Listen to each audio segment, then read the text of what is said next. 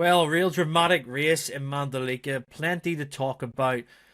Where do we start? Fermin Aldeguer wins. He's the second ever youngest winner of a MotoGP race, just behind Marc Marquez's 2013 record. Marc Marquez injured in an incident on lap one with Marco Bezzecchi. We'll start there.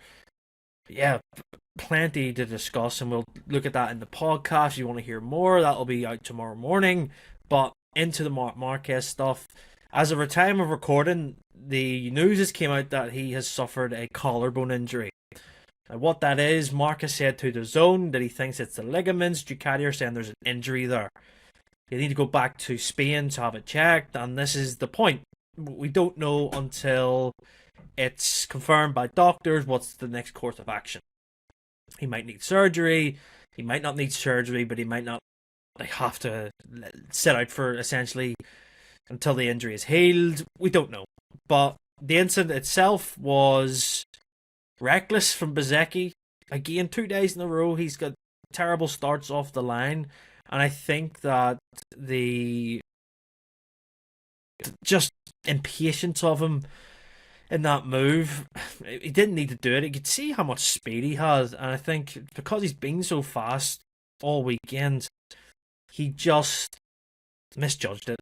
And him and Mark, Bezzecchi's obviously apologised for it, but it doesn't change the fact, like the Jorge Martin one, there needs to be a heavy penalty for that, because Bezzecchi got hit in Japan by Martin. Martin hasn't got penalised yet because of his injury, but he will when he comes back. Bezzecchi, who is also at the medical centre getting checked, I believe he's going to hospital as well to get looked at. Yeah, it just needs a penalty, which he will get, and I think it would have to be minimum a double long lap penalty, just for, I mean, the sheer hit of the impact that Mark took when he hit the gravel as well.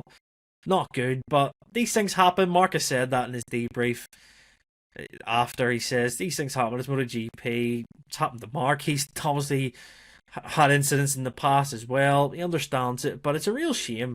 I mean, Bezzecchi, who looked like he was going to be the favourite to win today, Mark, who's coming off the World Championship, just the way it's kind of unfolded, just really bitter. And of course, we're going to see a mass sort of pile-on online, and I think it's not needed. It's MotoGP at the end of the day. It's dangerous. It's a sport that's so on the edge, and I think when these things happen, you need to kind of take a step back and realise that we're lucky that both boys have walked away from it, but it doesn't change the fact that Bezzecchi will get a penalty for it, and deservedly so. Marquez, like I say, we don't know anything yet until the scans are done back at home. Like I say, if he needs surgery, if he doesn't, or if he has to take time out. Mark is older. Mark won't rush back because he's done that, and that is what caused this massive mess with his arm. And he will take whatever the doctor said to him as gospel, and he will stick to it. If he comes back to Phillip Island, he'll only be back because he's been told he can come back. So that's essentially it. But yeah, what a shame. A real sort of dampener on the race, because the race was actually really good. And it'd be interesting to see what that podium battle would have been like if Mark had been on, or Bezzecchi had have got with Aldeguer again, because Fermin Aldeguer was outstanding. And yeah, I think the race has... It's a major surprise because of the amount of tyre selections there was. There were so many varying options. And we've seen Alex Rins up at the front on the softer tyres. We've seen Luca Marini come back. And we've seen Brad Binder, Pedro Acosta fight off the Ducatis and everyone else to finish in second place. Alex Marquez, who looked absolutely destroyed at the end of that race. So physically demanding. Yeah, it was a really good race. And it's a shame, like I say, not to see what Mark could have done in that battle. But yeah, like I say, Mark, thankfully, he's okay. He's been able to speak to the cameras and stuff.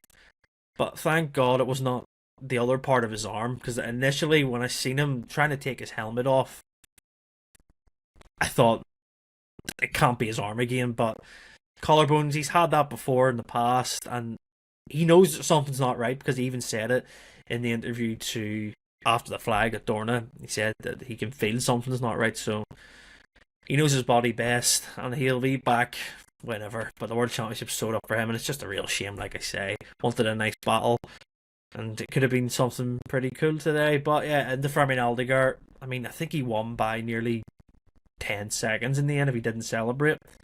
Ridiculous. There's a trend with Fermin that when it's that harder casing, the heat resistant casing on the rear tire, he comes to life. I mean, look at Austria. He arguably could have won that one, and they use it again here, and he wins. He's second yesterday.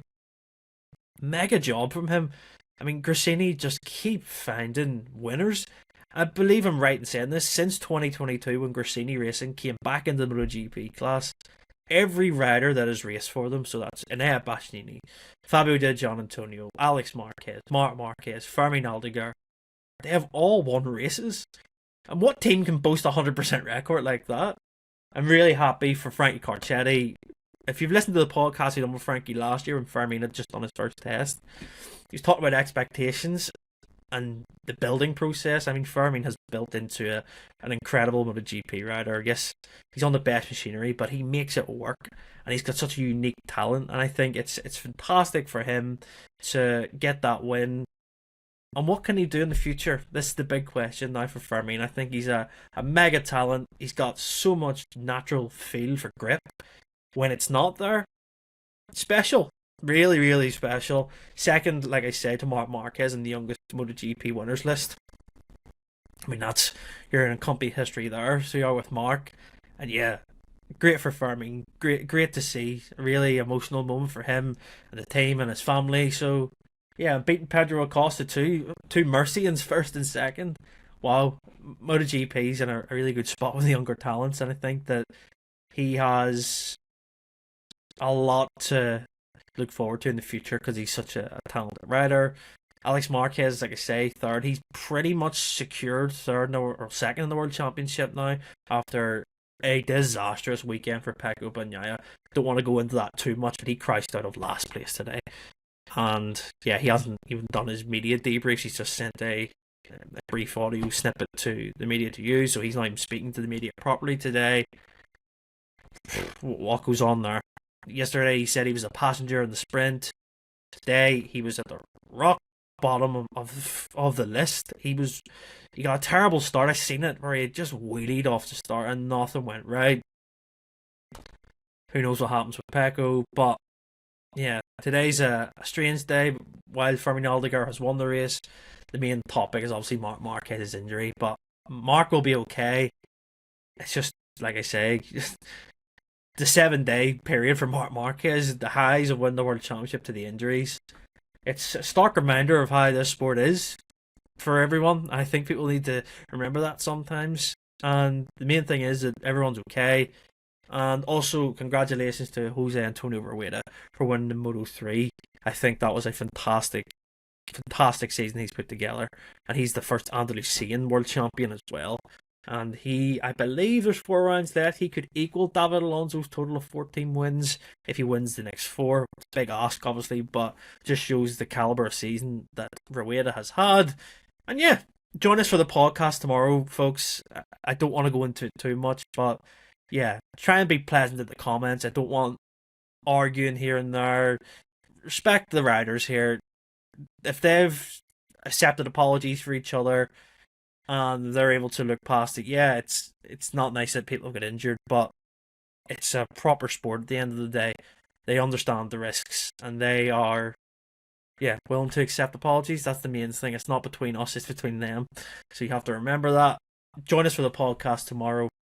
See you then. Subscribe, like, comment, and take care. See you then.